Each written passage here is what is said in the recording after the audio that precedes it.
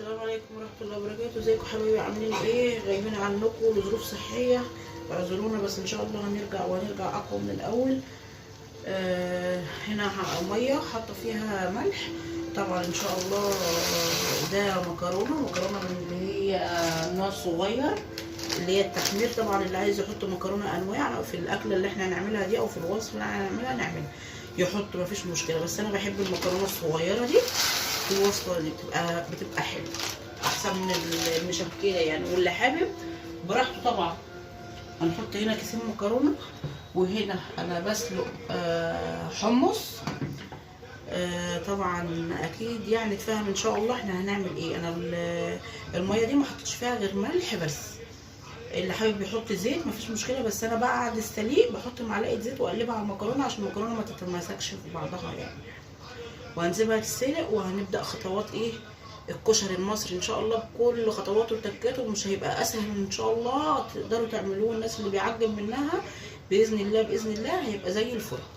كده المكرونه هنا يا حبايبي معانا بصلتين اهو. هنعمل ايه فيهم؟ تابعونا خطوه بخطوه، هسيبهم يتحمروا كده ايه، ياخدوا تحميره حلوه كده وايه، وتابعوني ان شاء الله تشوفوا هنعمل ايه باذن الله. هنا ده الحله دي هنعمل فيها ايه الكشري بقى على بعضه في حله واحده يعني، وان شاء الله يطلع زي الفل واحلى من بتاع المحلات بره 100 مره بمراحل. وان شاء الله اللي هيعتمد طريقتنا باذن الله مش هيبطل يعملها بالطريقه دي ان شاء الله. تابعوني يا حبايبي. خلاص يا حبايبي، البصله خدت تحميره حلوه اهي، ازودها ميه مغليه. انا غليها علشان خاطر ايه ما تاخدش وقت على البوجازه. الكاتل ايه حطيته كله. وهنا ايه العدس انا غسلاه. العدس اهو انا غسلاه ونقعاه حوالي نص ساعه.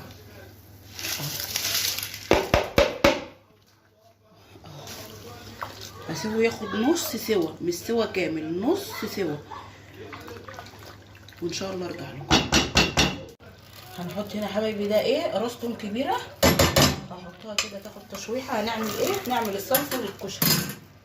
والطماطم اهي انا عصر طماطم زي ما انتوا حابين على حسب الكميه اللي انتوا ايه هعملها.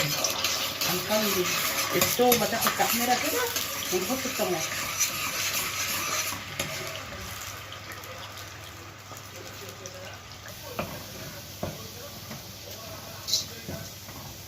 التومه يا حبايبي اهي خدت ايه اصفرت، انا مش عايزاها محروقه عشان ما تديش طعم وحش في الصلصه.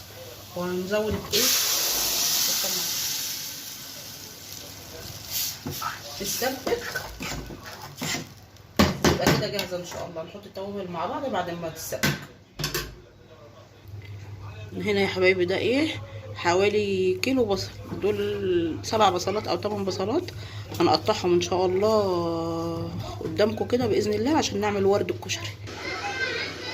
حبايبي هنا ايه العدس خد نص سوا زي ما انا قايله لكم اهو.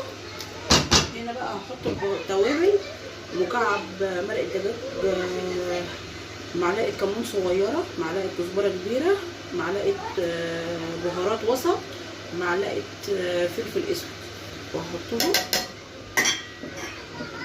وهنحط كمان نص راس توم صغيره اهي. وهنا غسلت الرز اهو وهحطه.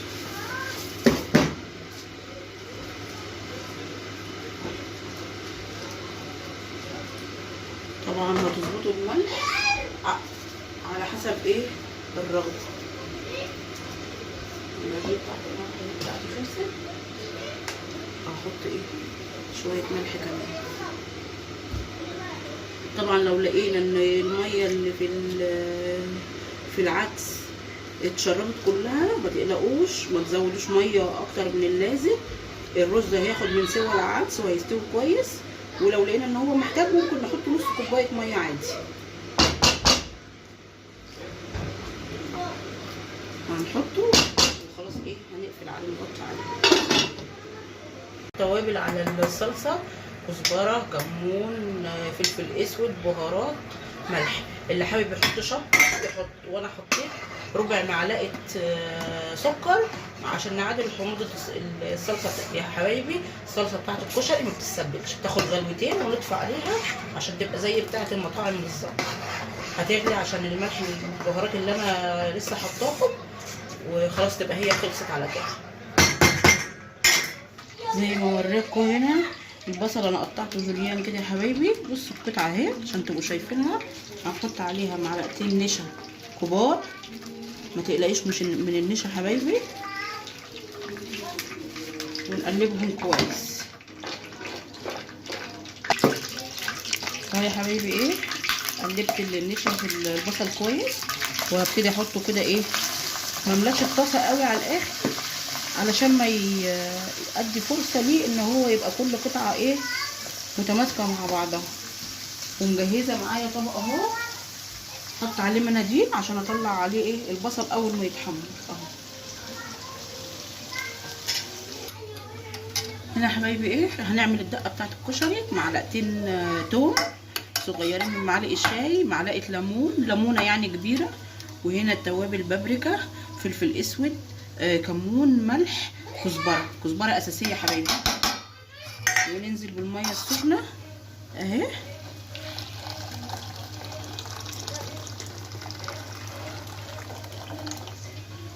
ومعلقه صغيره خل مش كتير، بس كده خلاص هي خلصت معانا الدقه كده. هنحط عليها معلقتين من معالق الصلصه اللي احنا عاملينها بتاعت الكشري، تبقى جاهزه معانا دقه تحفه جدا، نظافه عاملينها في البيت، وان شاء الله باذن الله الطريقه بتاعتنا تعجبكم. ايه ادي معلقه صلصه، المعلقه الثانيه اهي، نفس الدقه اللي بتتعمل في المحلات واحلى كمان. بألف هنا وشفا، وان شاء الله تجربوها وتعجبكم. اهو يا حبايبي خلصنا ايه وغرفنا اهو بالهنا والشفا الكشري. البصل اهو شايفين يا حبايبي ما شاء الله، شايفين اهو، شايفين القرمشه بتاعته اهو، نفس اللون اللي بيبقى في محلات الكشري واحلى كمان وانضف. وبالهنا والشفا دي الدقه اللي احنا عملناها، وادي الصلصه اهي، وده الكشري والحمص. وبألف هنا وشفا ان شاء الله. اتمنى ان سفرتنا وطريقتنا تعجبكم، وبالهنا والشفا ان شاء الله تعتمدوها. شايفين الجمال.